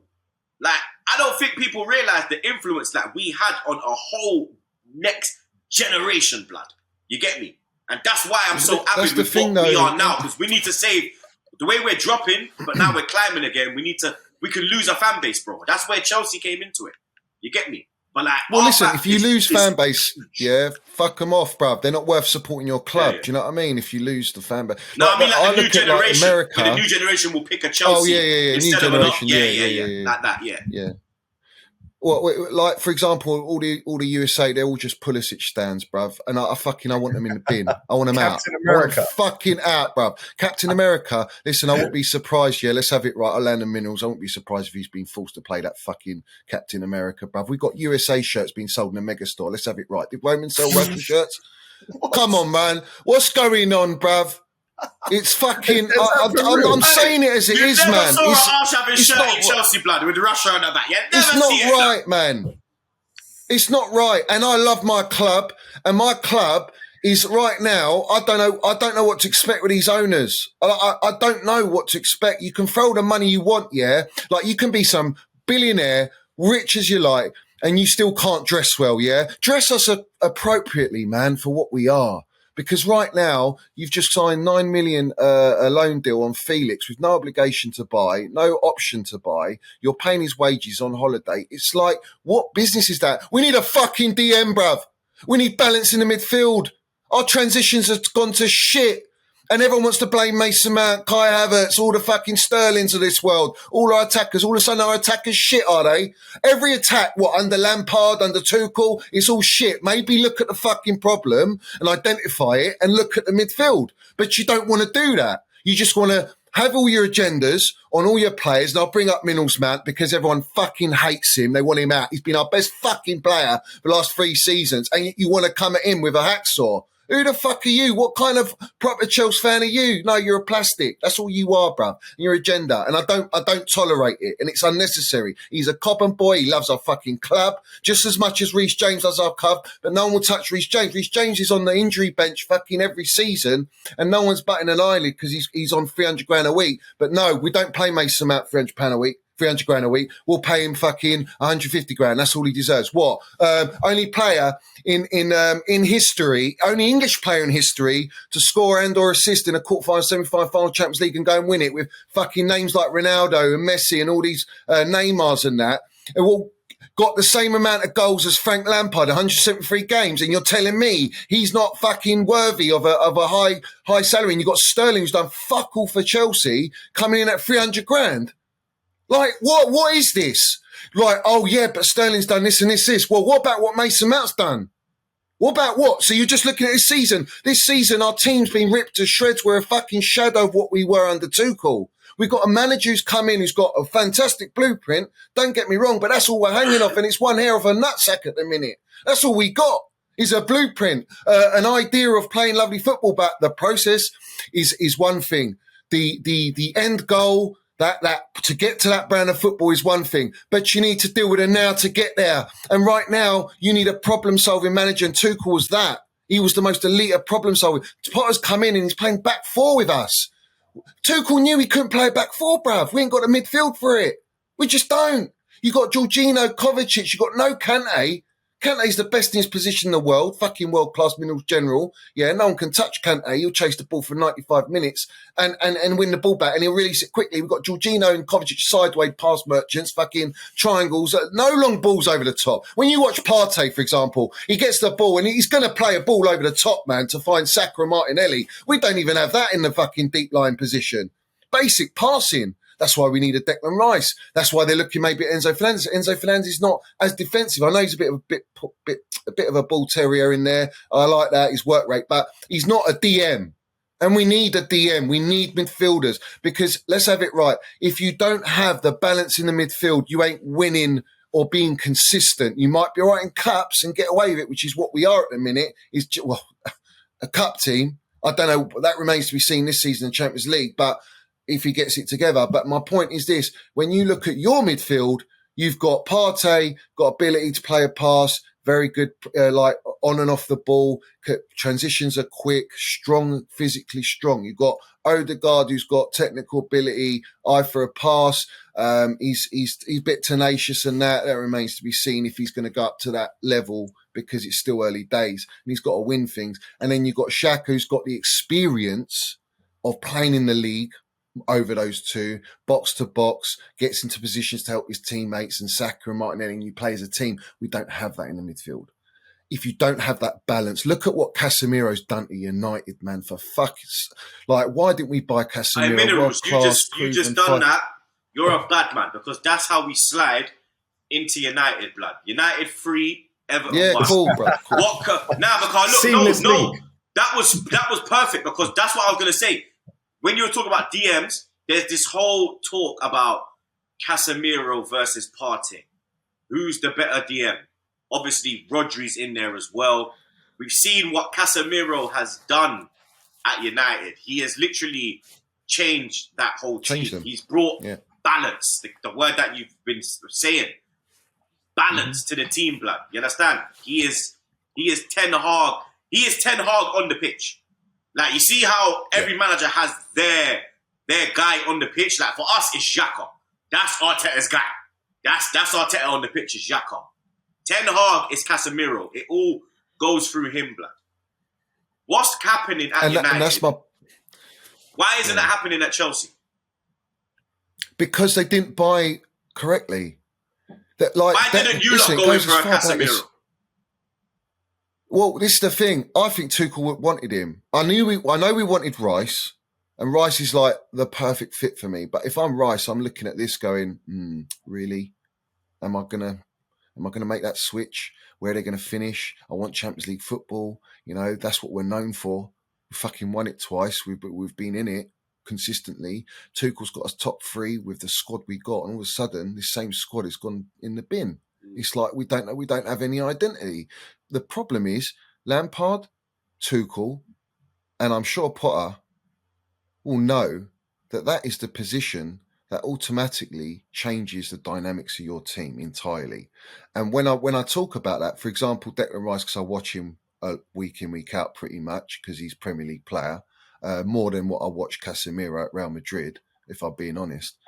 But we know Casemiro is world class. There's no denying that. But with Declan Rice, the ability of Declan Rice is he's got the ball, he's got quick transitions, he used to play centre back when he was a young Cobham boy, so he can slot. The beauty of him is you can change formations from back 4, back 3 in transitional periods, whether defensive phases or attacking phases, and Declan Rice will slot into that centre-back position if need be. He can cover and protect his defence, and he can allow players like Mason Mount or an Enzo Fernandez or a João Felix, whoever it is, to do their fucking job. And right now, we got Jorginho, who I do rate Georgie. I think Georgie, in European football, I think he's one of the best. I think he's a fantastic player. But when you talk about Premier League consistency, durability, he needs players around him, and that's why Tuchel played the wing-back system and the back 3, because it does help Silva because he's old. Only because he's old. Silva could play back 4 all day long in his sleep, no problem. But it's because of his age. So he suited 2 players there who are like key players in how we set up as a team. And he's played the wing-back system and the back 3, and that protects Georgie because he's got the outlets, because he ain't got that. It very rarely plays the over-top ball. With Declan Rice, and another thing on that with Georgie is, why is it that Kante, Kovacic, and all the other midfielders that play with him are always fucking injured because they're overexerting. They're having to basically compensate for his incapabilities of a footballer, because that's just not the footballer he is. It's not his fault. It's just that's not who he is. And then you got Mason Mount having to dig in. You know, like Tuchel played Mount in the front three out of his position. He's a fucking number 8, stroke 10. He's playing him right forward, left forward. He's even played false 9. He's then switched him maybe as a double 6. He's put him, and then Mount's basically, this is where people are wrong and they don't understand Mount, is that yes, he's versatile, but he's so intelligent, bruv. He's such a fucking intelligent player that he's got the ability to be in that front line, stretch the defence, get into pockets and help a Reece James or whoever's on the wing-back system to overlap and hurt them. And then he'll go into the middle and he'll still do the defensive work to cover and help out in the midfield if you haven't got a Kante, for example, and you just got a Kovacic-Jorginho because it's not strong enough. You're only playing a double 6. Declan Rice and a DM changes the whole dynamics completely. And Casemiro has literally done that one signing, which is a lot of money, 70 million and high wages, but he wanted to come to United, right? Because his old man apparently said it's a dream of him for his son to play at United because of the old era, Fergie era. I get all that. And he's gone to United and look at no McSauce, no McFred, none of that shit. And now all of a sudden you're freeing up Fernandes, you're freeing up your attacking players, and they look dangerous in transitions. And he gets you a goal. And that's another thing. Declan Rice get you a goal. He'll get you a goal. Jorginho, only penalties. Kante is probably the only one to get a goal. Kovacic, what a world-class player Kovacic would be, and I love him, but he's not really got an assist and he hasn't got a goal in him. So that's why Real Madrid sold him. If he had those two things consistently, you're talking about a world-class player. Talking about Luka Modric. Pretty much, yeah, exactly. The one player that we should have bought, Roman fell out with Levy. You know, that's a whole other thing. You're spot on, though, bro. You're absolutely spot on there. Man United, their whole team has changed by one signing. Just drop him in the middle, and he's so good. Yeah, and it's the same with us. We got Thomas Partey in that team. When he goes off the pitch, we collapse. Look at Brighton the other day, Troopz. He went off the pitch and it all just went to pot. Last night he weren't playing. And we were bullied in midfield last night by League One Oxford. Like, come on. Yeah, and it's like, for me, if I was you, I'd be looking at Caicedo. Yeah, Potter signed him. He's took Brighton up a level. Yeah, I mean, Brighton are flying, but that Caicedo is only on $3,000 a week. I read that the other. I was like, "What? I said some YouTubers earn more than that. It's mad." The thing is, Lee, him. I like that McAllister lad as well at Brighton. Yeah. You can't just keep going and buying all Brighton players if you're Potter, because then Chelsea fans go, "He's turned us into Brighton," and if it don't work, then you're left with a load of ex-Brighton players. Do you see what I'm saying? It's like, but this is the thing, though. Their scouting so good, bro. That's it. Maybe get a scouting network as well. You've seen Potter's talent ID, Caicedo, Trossard. He even took Lamptey from us, and look what he did. He made him to a lovely little player. Burns, who's gone to Newcastle, he's developed him up. He's bought Caicedo and at McAllister. And you think to yourself, Basuma as well. Basuma, he's gone to Spurs. And you think, well, McAllister's gone and won World Cup. And he's pretty pivotal in them winning it. Would you not say? I think he was pretty instrumental in that. Yeah. So why are you not using the gaffer then? Because you're going out and buying Felix and you're not buying the players like a Caicedo or a McAllister. Go and fucking get them. Like, why are you not using what we've got him for? And that's why I think he's a yes man. Because look at Ten Hag. Ten Hag has he has all of his signings. He wanted Lissandro, he got Lissandro. He wanted Casemiro, he got Casemiro. He wanted Ronaldo out, he got Ronaldo out. He went in there, put his arm around Rashford. He got Varane. He went in there, put his arm around Rashford and said, "Yo, you are Mr. Manchester. You're born and bred Manchester. You come through the ranks. Yep. You are going to be the one that's going to elevate this team. I'm going to make it all about you, blood." And I think you're seeing the Rashford that you saw when he first burst on the scene, when he got them 2 goals against us in his Premier League debut. I think Rashford's playing at the level of a Saka. You get me? I think they are the 2 best wingers in the Premier League right now. I think Saka. I said this before the World Cup. Like when we played France, Like That I said should have been it. the two. I said that because, bro, even when man was asking me, Troopz, what would be your starting 11 for England against Senegal? The first game, not Senegal. Who was our first game? Iran. I was like, bro, the front three needs to be fucking Harry down the middle, Saka on the right, Rashford on the left. Rashford. That would have done, especially against France, though, because France, man, now you would have their done fullbacks push so riot. far forward. Yeah, You have Koundé, and fucking Theo Hernandez pushing so far forward. They play very similar to Man City. All you got to do, diagonal ball over the top. Rashford's gone every time. And that's how Man United are playing at the minute with Casemiro in midfield. You said it earlier. Balls over the top. Yeah, Rashford. How many times have we seen Rashford legging it down that left wing, cutting inside? Yeah, we've seen it time What and does time that again. do, Lee? What does that do? That one ball drags people out of position, takes players out. And it allows your transition to push up. You go quick transition, you push up the pitch, and then you hunt them down and you press them, and you keep recycling the ball. We don't do that, so you're relying on just every time I've watched Chelsea, it's sideways. It's like watching Arsenal last season. Yeah. It literally is. It is. It's like watching Arsenal last season. Sideways, no cutting edge. You might nick a goal, but if you go one behind, you know it's game over. But can you tell me honestly? Can you tell me? And I refuse to believe that these players they're playing this bad. They're not this bad. They only won the Club World Cup and Super Cup. Some of them players take the piss, though. I can't lie. Yeah, some of them players don't rate that manager, and they're not playing for that manager. Yeah, I can see that. Yeah, I don't know which one, but some of them I look at like, I don't know why Aubameyang weren't in the squad the other day, but since he's got to Chelsea, he don't look interested. Real talk. No. He doesn't want to be at our club. Yeah, Sterling has done fuck all since he's got there. Yeah, and now he's injured. Yeah, but even when he's played, don't really look interested. He'll run around. I expect you to run around. Yeah, then you've got what's his name? Fucking Koulibaly. Well, he just looks like a washed footballer. And it's like, and we said about him earlier in Italy. Well, that just shows the difference between that league and this league. Yeah, but this league. It also shows a difference though in when you play for a manager and when you got confidence. And a lot of players have lost their confidence, or they just. It's like we gave up. Club. Zayt should have gone time ago. Yeah, he's fucking get him out. Get him out. Pulisic's not good enough. I said that from time. Yeah. And this is why when you went in for Mudryk, I was like, I see journalists sitting out there saying, "Oh, I don't know why Chelsea are going for Mudryk." And I'm like, they got fucking Sterling, Pulisic, and Ziyech as their wingers, mate. Why wouldn't they want him? Yeah, and we've got our wingers that are fucking levels better than him at the moment. Yeah, he was a better fit for Chelsea, Mudryk, than he is for Arsenal because he gets a game with Chelsea. We've also got Nkunku. Well, that's not till the summer, but he's a player that can play left, right, middle. Yeah. But my problem is this. I don't know if you probably don't know.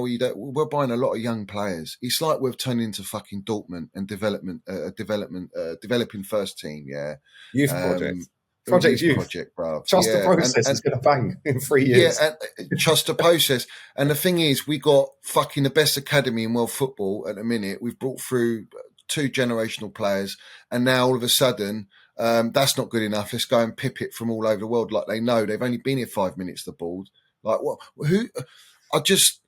You haven't even got a director of football. Do people honestly believe, Todd Bowley stepped down from being director of football? Don't be so fucking naive. The guy's still calling the shots with the consortium. 100%. Some of the stuff he's done behind the scenes is doing all right. He's getting people in the positions, but it's on the pitch that matters. Zar told me this is what he's going to do because he was at LA Dodgers, so Zar knows about him, innit?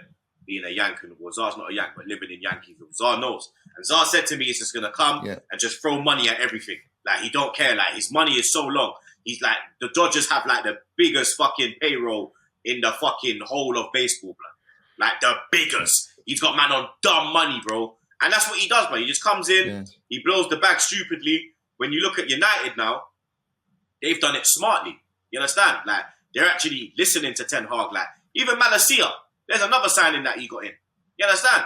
He literally has everything he wants. So if he's got so much money, Troopz, why is he not fucking paying Mason Mount what he wants if he's scrimping and saving on wages on a player that's been fucking so important? Maybe don't see him as a star player. Yeah, maybe he's one that he wants to say, like, you know what, I'm going to cut his contract and bring someone else in, because if he fucks with you, he will just, here's the bag. Yeah, there you go. whatever. Well, the outside. funny thing is, he'll lose him for free, and he'll go into any top team. And I saw that Mount said that. I saw that Mount said that. I think he gets a hard ride off of your fans, mate. I really do. Yeah. I'm not gonna lie. I'm not his biggest. He chops his hair off. Yeah, because somebody put a compilation video around the internet of him flicking his hair through games. So he shaved his hair off. So we know he watches social media. We know he's on it, looking at what the fans are saying, right? And he pops up with goals. Like, the thing with him is you need to just bed him down to a certain position. Yeah, because like you said earlier, he's played right, he's played left, he's played it. Just put him in one position. He'll be a good player. He is a good player. He needs to play in a midfield three. Yes, yeah. And we ain't got that, and that's why it's like he has to make up for that, and because he's a team player. And then because he's come through the academy, he wants to try a little bit harder because he's an academy boy. So then he runs off over there. Then he's out of position. Then it's Mason's fault. Yeah, like, he just loves the club, mate. He will do. He's proper Chelsea. He loves the club, and I don't see him leaving. I think if they do offer him stupid wages, he'll probably end up taking it, and that's. He won't leave the club. He loves it. But even if they don't offer him stupid wages, I think he'll stay anyway. Yeah, he'll stay, irrespective. But I think the disrespect from the fan base, like, for example, I'll talk about brown envelopes again because they crop up when the agenda amount is they brought up all the comments. I think it was after the City game. He wants 300 grand a week. He wants this here. Well, who released he wants 300 grand a week? Ask yourself that question. You think Mount's going to go and release that? No. It's called Daddy Warbucks ownership turning the fan base on a player. That's what it's called, to get him to settle for a deal, to push him in a corner. This is the problem, is that people don't understand the game. They don't understand how it's constructed.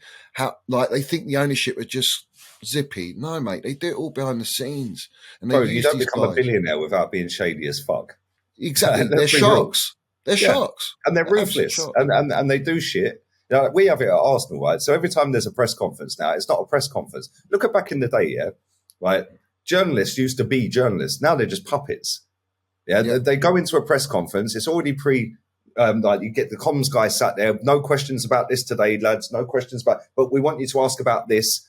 Yeah, I see fucking that Charles Watts sat there after a Europa League game when we was in lockdown. You'll remember this, Troopz, right? And it was on Zoom. Right, and Arteta sat there. I can't remember what game it was, and he was sat there.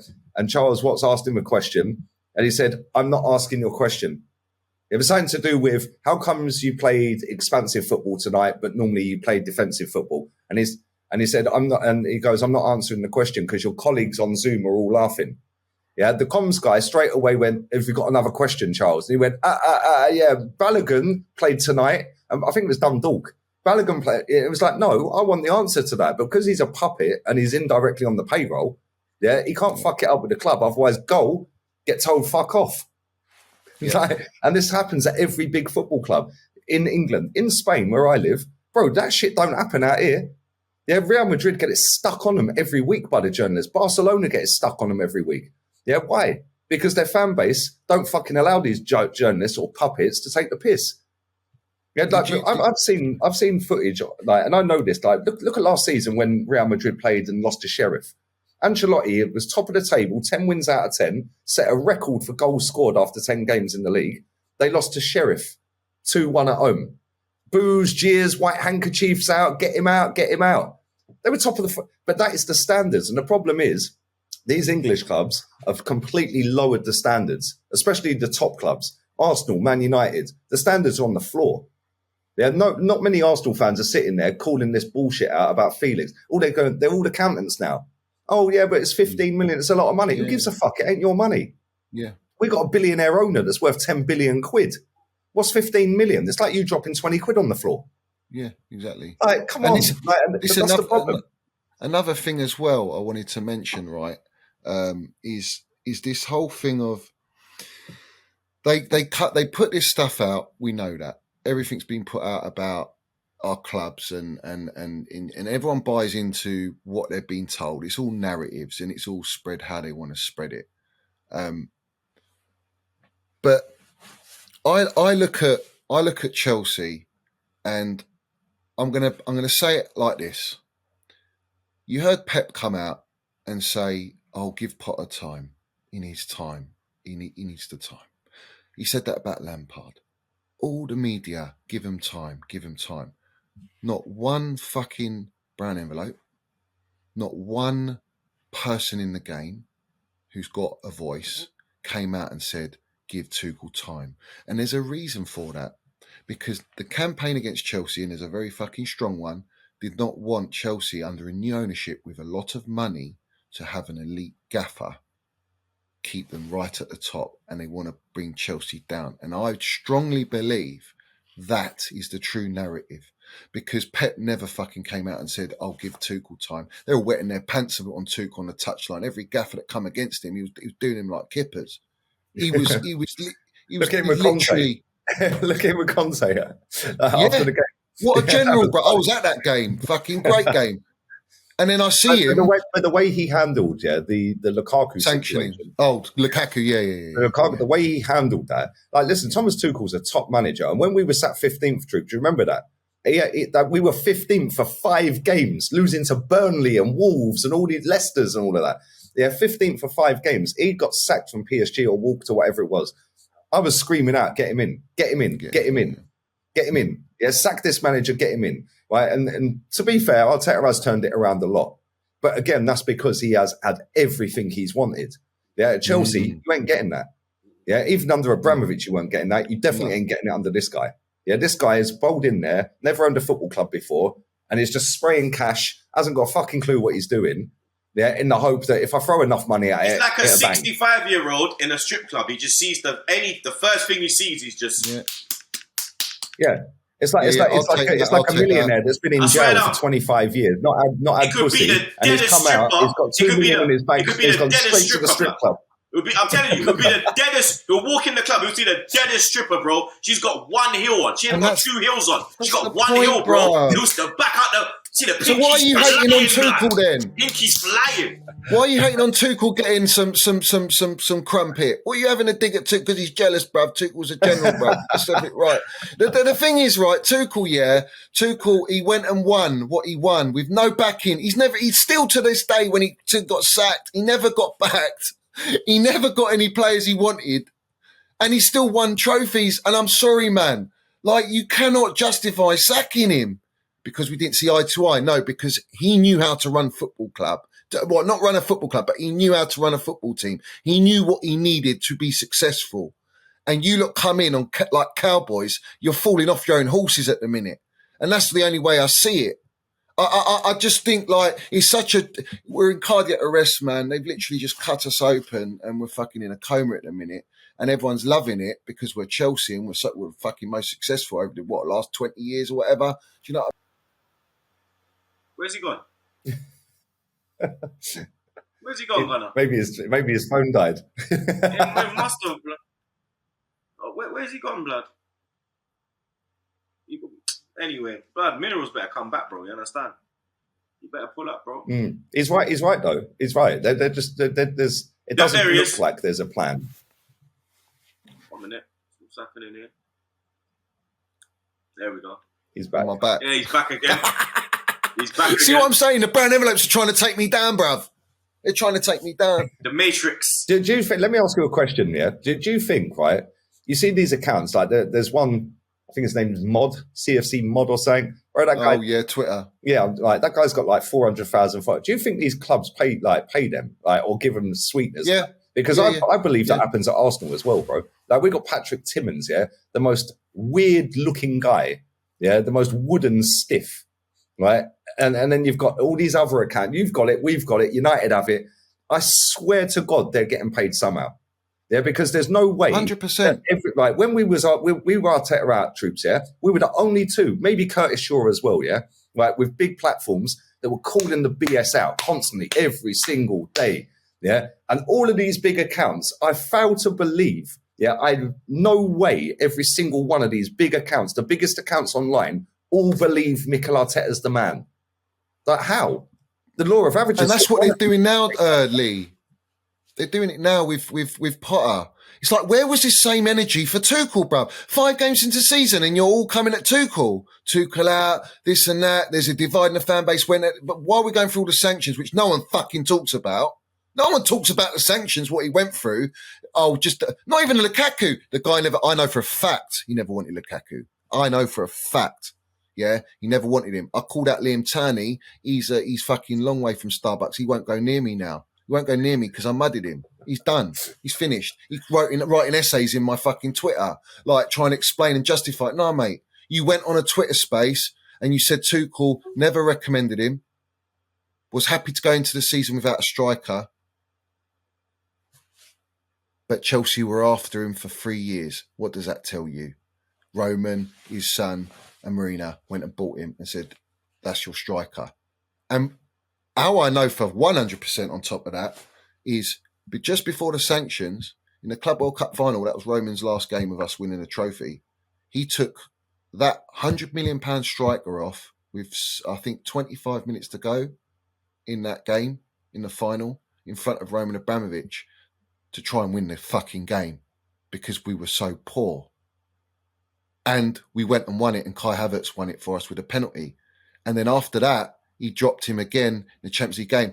After he ratted us on Sky Italia, they only dropped him for one game, and they said, we respect Tuchel the way he handled it because all he's done is protected their investment, right?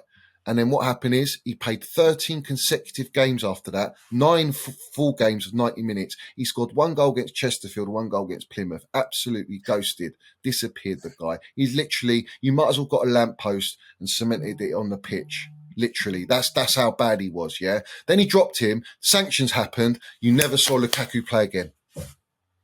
And that's how I know Tuchel just didn't want to play him, but he was forced to play him. And I feel like Potter right now is trying to manage this squad to try and rekindle it, please players that maybe ain't been playing. Tuchel, mercenary, threw Tuchel under the bus writing a novel at 23 years old. Bruv, you ain't even fucking lived, man. You're writing a novel. The thing with Potter is he hasn't actually got any of his own players yet, right? No, he hasn't. And the thing is, he's still got players from the fucking like from Jose era, from fucking Sarri era, Conte. Lampard era, Tuchel era, like the list goes on. So when you've got 6, 7 different managers, players all in your team, add in 9 injuries, 5 of which 4 or 5 start every week, it's a mess. It's a mess. But if you win your next game, I think you got Fulham on Thursday. If you beat them, I think you go 7th, right? And I know that sounds pathetic. Oh, Chelsea in 7th, but bro, if he gets what he wants in this window, you've already got Felix in.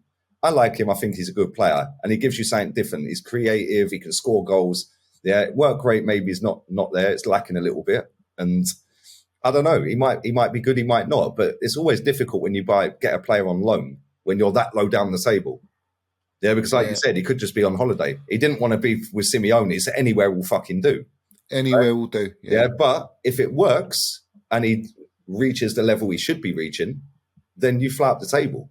Yeah, and if Potter gets a couple more players in January, yeah, and you get some players back from injury, all of a sudden it's a different Chelsea after the next 4 or 5 seasons. This is the thing, Hey, lads, and I agree with that. And I agree that. Hey lads, we've got to move on. We've been going for like what, hour and 28, man. I want to land this one point, Go on, Troopz. All I want to do is land this one point, and then we'll flip it wherever you. Sorry, Geeks. I want to say this: Potter does deserve. He does need time. They're not going to sack him because they'll have to pay out 60 million, rip out his team, and all that. It's just nonsense.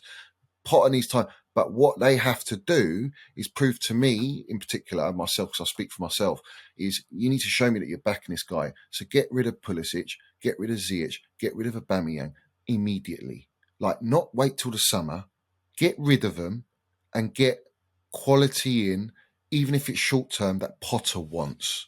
Just what he wants, so that we can see some patterns of play. Because right now, since he's come in, I've seen no patterns of play. I've seen no development, and I get all the injuries. But Tuchel came in, and he instantly you can see the difference. Yeah, Premier League for passes in a fucking half. Yeah, and check this. He went through last season losing, basically having both our arms chopped off with our wing backs. Yeah. Reece James and Chilwell for pretty much most of the season, and he still got us top 3 in a system that he knew we could only play. And that's where I want to leave it there. I think Tuchel is the best at problem solving, but he was never given the opportunity to play his brand of football and his identity. We have to wait for Potter's identity, but right now we are a long way from Starbucks in the sense that is Potter even going to get that chance if we keep losing games? And that's what I'm concerned about. It's got to change, bruv. We're going to fly through the rest of the FA Cup results for the people then real quick, blood. Blood, did you not see that Liverpool madness? How can you be at a Premier League ground and not have cameras in line with that? So the game's tapped. It is tapped, right? And what I want to know as well, maybe somebody in the comment section can let us know, yeah? The guy that got booked for taking his shirt off, did that booking get overturned?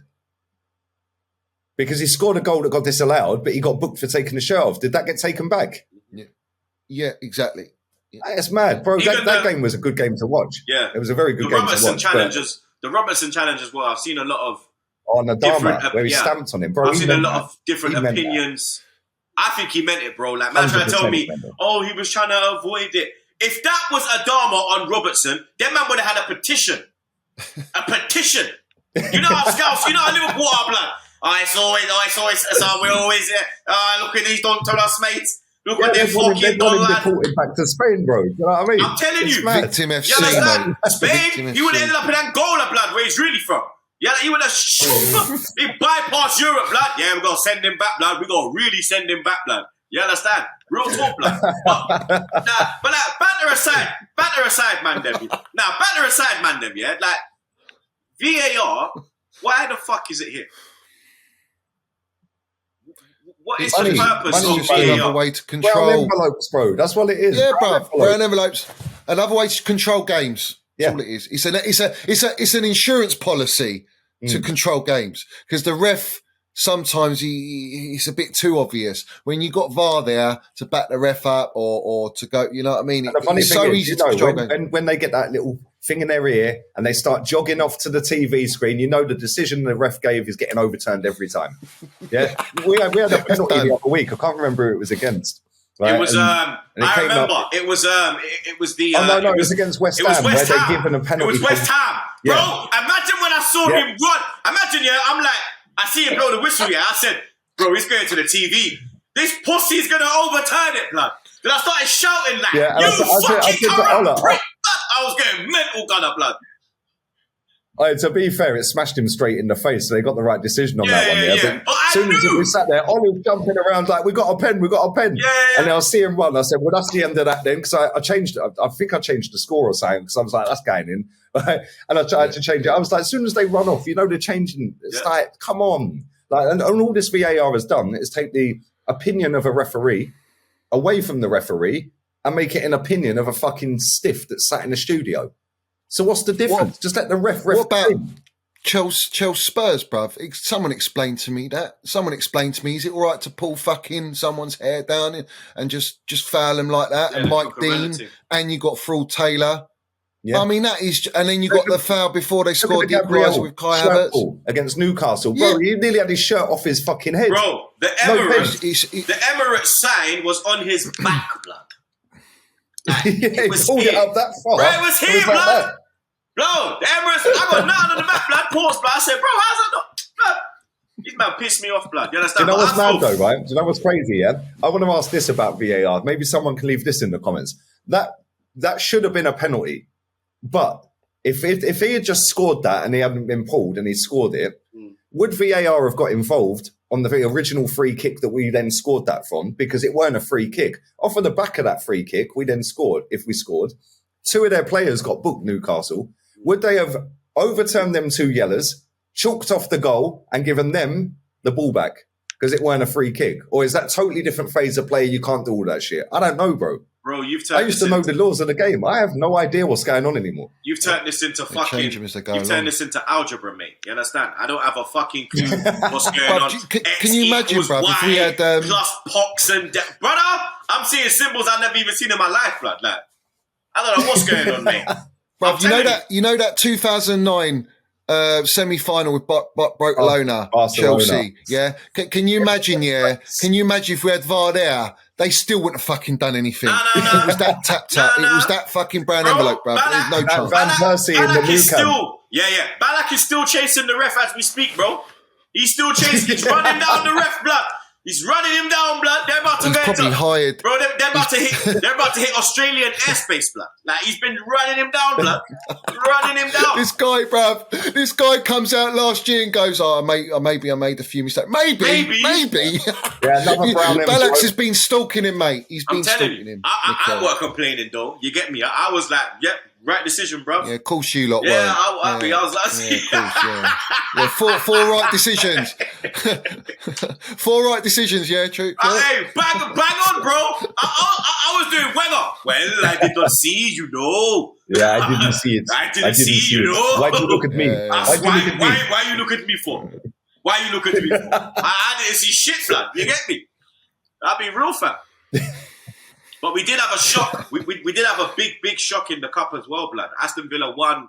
Good evening. It was a bad evening, blood. Oh, wow. It was a bad evening, you get me? Stevenage went there, 2-1. That second goal, blood, like, I know that that's a 10 men, yeah? But Watkins is pointing like, bro, he's there. Like, I can't move because I'm here, but my man is there, blood. And then my man just walks across, controls it, builds a zoo, has a cup of tea, goes and does a shit, comes back and finishes it, blood. All right, good finish as well. He levered that real hard, man. Yeah, and I thought, wow, it's near post for the keeper. He should have saved it, but no, he ain't saving that. Mate, I've seen a lot of people putting their betting slips out there. So people won a lot of money off of that game. Do you know that? Yeah, I've seen some accumulator, 17 grand somebody won off 100 quid. It's like, why are you putting 100 quid in an accumulator with Stevenage to win? Like, you got more money than sense. 17 grand back. Yeah, mad. Wow. Like the football. Crazy, man. Big up to them. But yeah, Stevenage, mate. Listen, Unai Emery, yeah. Bro. Like, bro, I like Emery. I think he had a hard deal at Arsenal. Good evening. Yeah. But that's why I say good evening still to this day. I liked Emery, man. Yeah, no, he shouldn't have been sacked when he got sacked, but it is what it is. But, bro, that's probably the best thing that could have happened to them is getting knocked out the cup. Yeah, because they weren't going to win it, and it was just a waste, and they want to push up the table. Yeah, and if there's anyone that's going to get that club in Europe, it's him. Yeah. He's doing well. He's doing well. We've got them in a few weeks. With Villa, fucking hell. Yeah. Do you rate that? What is it? Watkins. Ollie Watkins. What is? Yeah. He's had a little. I quite like him. He's good at holding the ball. Yeah. And that. Before his injury, he runs the channels well. He had a good. He had a good goal scoring run of form, but like since he's got injured, he can't like pick up his goal scoring again. But he's decent. Slippy G he's more of a second striker. Yeah. He's more of a second striker. He's not. He's like a Lacquer. He's not an out and out striker. Yeah, he's like a Lacquer. Yeah, very similar to Lacquer. Yeah. He's like a Lacquer, blood. Tottenham 1, Portsmouth 0. We're just gonna fly past that one. The prick is 1 goal away from breaking the record from another prick. Hopefully, the prick don't break the record this week. Hopefully, he can wait. What are we talking about? You talking about? Jet ski, we're going to have to flag that one as well, blood. You understand? Make sure you put That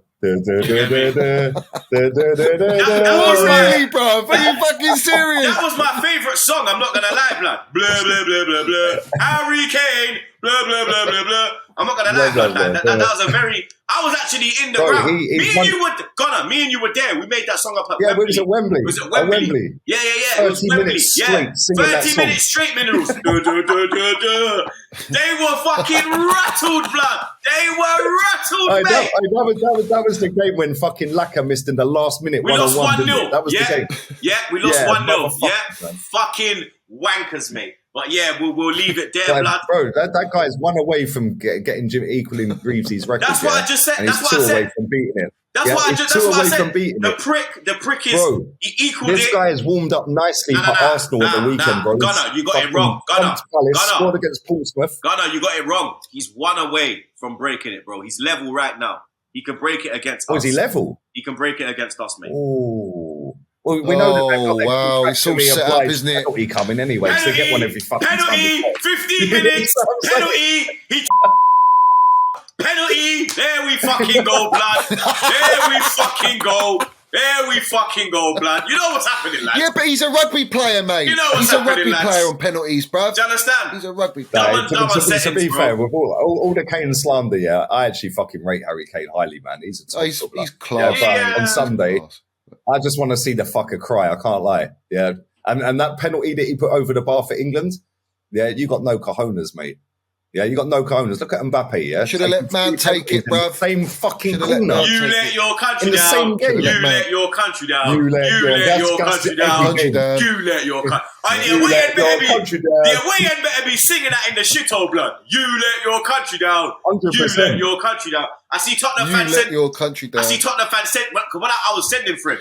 I see Tottenham fans sending me, oh, Troopz, you shouldn't do that. Look how we bigged up Saka. I said, you bigged up Saka. 95% of your fan base was fucking racially abusing Saka, blood. Hold that! Facts. He let his country down. And bro, what's the difference between Saka and Kane, yeah? Apart from skin tone, right? Saka's got balls. Pause. Yeah, Saka should never have been on that last fucking Saka's penalty. got balls, never mate. in a million years. Saka's got balls. Yeah? And then with the first penalty we get at Arsenal, he goes, give me the fucking ball. Yep. Yeah, bang. And he ain't missed a penalty since. Yep. Yeah, Liverpool, the penalty against Liverpool to win the game 3-2. Give me the fucking ball. Do you know how much? First penalty after that Euros, he took the penalty. Do you know and the since then he's penalty taker. mentality? You see Saka, mentality monster, mate. Yeah? Balls as big as fucking melons, mate. Yeah? He is star boy, bro. You understand? Absolute star boy. Yeah, but he ain't got bollocks like Minerals, man. He's got bowling ball bollocks, bruv. You talking about melons? Bowling ball bollocks are fucking. You know what I mean? Nah. There we go. Saka's, hey, bruv, I'm not even going to start talking about balls. Pause. You get me? No, I rate Saka. Listen, I'm just saying, like, listen, they're different positions. But Mount for me, he's got that big ear trophy, bruv. Do you know what I mean? Like, but Saka's a lovely little player, mate. And I think if he goes on and starts, Saka soon bring the big. I mean, inshallah, Premier League come this year, blood, and then the big year one. I mean, that soon follow. Do you honestly believe though that you're going to win the league? Do you honestly, truly believe that you win the league? Because I believe what's required in the transfer window to win it. I can't see it. We've already wasted one third of it. I think we got a chance. You understand? We got a chance. You get me? It's in our hands. No, but if you say with chest, can you say with chest we're going to win the league? I can't say it with chest until after don't want to go there. I can't say it. I can't say it with chest until after the transfer window. That's when I can start talking. I'm going to tell you a scenario that's going to happen in this transfer window right now. Yeah, mark these words. Yeah, we're at what? How long? 1 hour 41 minutes 52 seconds. Yeah, we'll sign Mudryk. That'll be it, and then Saka contracts probably already penned, signed, sealed, delivered, and they'll drop that to fucking appease the fans. You forgot about Martinelli and Saliba. It's a good PR stunt. Saliba ain't signing, bro. That's why they activated the clause in the contract for the extra year. Bro, I thought he had 18 months left. He only had 6. No, he's got 6. And now they've activate, and they had to do that by New Year's Eve. Yeah, well, that tells me he don't want to fucking be here. And now, when we get to the summer, he's going to have 1 year left. Where's he going to go, though? Who needs PSG? a centre? PSG needs centre-backs, bro. Madrid needs centre-backs. If PSG come and dangle the carrot, Messi, Mbappe, Neymar, 400 billion a week. Now, Mbappe's leaving. Mbappe's going to leave. Mbappe's going to end up at Madrid. I think Madrid's the only one. You get me? Madrid's probably... Well, after he shat on him. They'll still want him, bro. We shit on him, didn't he? They'll still want him because he's the Benzema replacement. They won't want to pay over the odds, though. They won't. I don't think they'll pay that... whatever they want, fucking stupid 200 million or... No, they'll probably... I think they'll... They're crooks, man. Real Madrid are crooks, mate. Yeah. Crooks. A whole lot of them. They're all... I just got to show you something. Where is it? What's he found? Because it's a special day today. Where is it, man? Give me a sec, yeah. Here we go. I don't know if it'll show up because I've got it on my phone and I'll go this way. Yeah, it's a special day today. It's the birthday Minerals. Yeah, this guy, happy birthday to the Minerals man. He's obsessed with this Minerals guy, blood. You know listen, this guy here, bruv. You call him Johan Minerals Mount, bruv. Compared to Cruyff, Scholes, fucking Lamps, bruv. This player's a baller, mate. Baller. And it's his birthday. So I want you lot, you know what I mean? Let's wish him a happy birthday, man. And hopefully many years of greatness, bruv. Many years of greatness. And with that, we will wrap up this episode, blood. You understand? No happy birthday wishes for Mount over here, blood. You get me? We wish him... Fucking hell, the state of this guy. We wish him more failure, more 10th place finishes, more FA Cup knockouts. That's what we wish. We wish Minerals a happy life out of football. In football, long may your misery continue. You understand? Gunnar, long may your happiness continue alongside me, blood. You understand? You don't know. Where to check them out, blood? Lee Gunner, that's his channel.